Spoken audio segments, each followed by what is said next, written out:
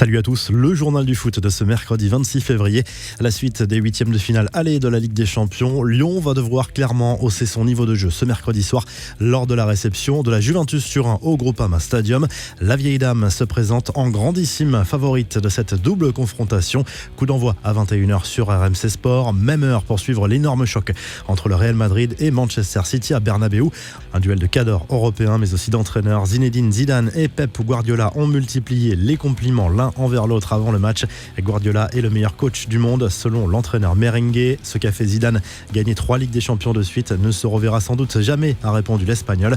Le Barça, peu convaincant mardi soir à Naples, le club catalan a tout de même ramené un bon match nul, un but partout d'Italie. Longtemps privé de ballon, Antoine Griezmann a marqué le but de l'égalisation pour le FC Barcelone. Un but qui lui permet d'entrer dans le top 5 des buteurs français en Coupe d'Europe avec 29 réalisations.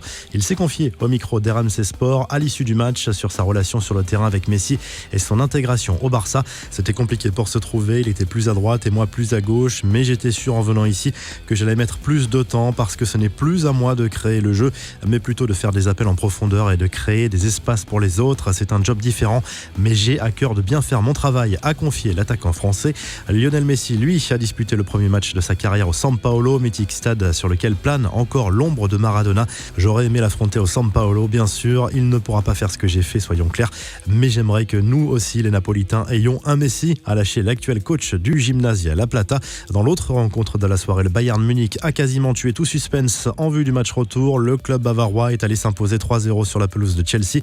Kingsley Coman, sorti sur blessure, devrait être vite rétabli. L'homme du match se nomme Serge Gnabry, qui aime décidément jouer à Londres. Après son quadruplé face à Tottenham en phase de poule, l'international allemand a inscrit un doublé à Stamford Bridge.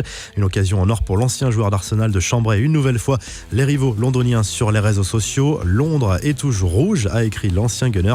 Quelques infos en bref, le fils de Cristiano Ronaldo cartonne sur Instagram alors qu'il vient tout juste de se lancer sur le réseau social. Il est déjà suivi par 1 million d'abonnés.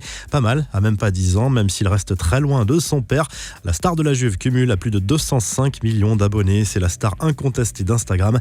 Enfin, les joueurs de l'OM moqués sur les réseaux sociaux pour cette présentation du nouveau sponsor du club, Hotels.com.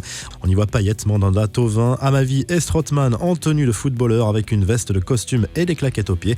La revue de presse, le journal L'équipe se concentre sur la rencontre entre Lyon et la Juve ce mercredi soir au Groupama Stadium. Aouar et Cristiano Ronaldo en une. 3000 supporters de la vieille dame seront bien présents malgré la progression du coronavirus en Italie.